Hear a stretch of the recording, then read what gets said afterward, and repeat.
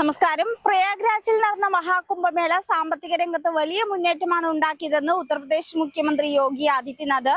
വെറും 45 ദിവസത്തിനുള്ളിൽ boat service നടത്തുന്ന ഒരു കുടുംബത്തിന് 30 കോടി രൂപ സമ്പാദിക്കാൻ കഴിഞ്ഞു എന്നാണ് മുഖ്യമന്ത്രി വെളിപ്പെടുത്തുന്നത്. ബോട്ട് സർവീസ് നടത്തുന്ന ഈ കുടുംബത്തിന് കീഴിൽ 130 ബോട്ടുകളാണ് കുംഭമേളയിലെത്തിയ തീർത്ഥാടകരെ ലക്ഷ്യമിട്ട് ഒരുക്കിയിരുന്നത്. കുംഭമേള കഴിഞ്ഞപ്പോൾ ഓരോ ബോട്ടിനും 23 ലക്ഷം രൂപ ലാഭം നേടാനായെന്നും അദ്ദേഹം പറഞ്ഞു. പ്രതിദിനം ഏകദേശം 50,000 മുതൽ 52,000 രൂപ വരെ ആ കുടുംബത്തിലേക്ക് മാത്രമായി എത്തി.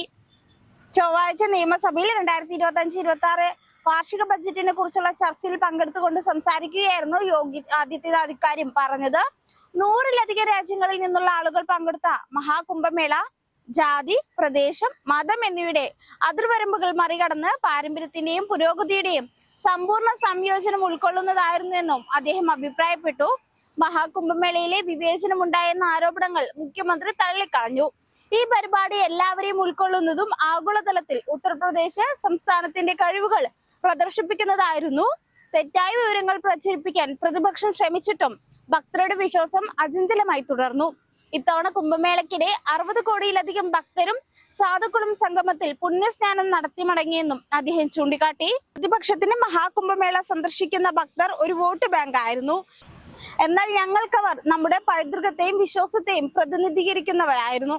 അതുകൊണ്ടാണ് ആളുകൾ നമ്മുടെ സർക്കാരിനെ വിശ്വസിക്കുന്നത്.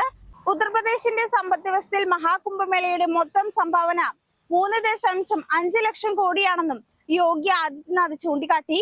ഹോട്ടൽ വ്യവസായത്തിൽ 40,000 കോടി രൂപയുടെ വരുമാനമാണ് ഉണ്ടായത്.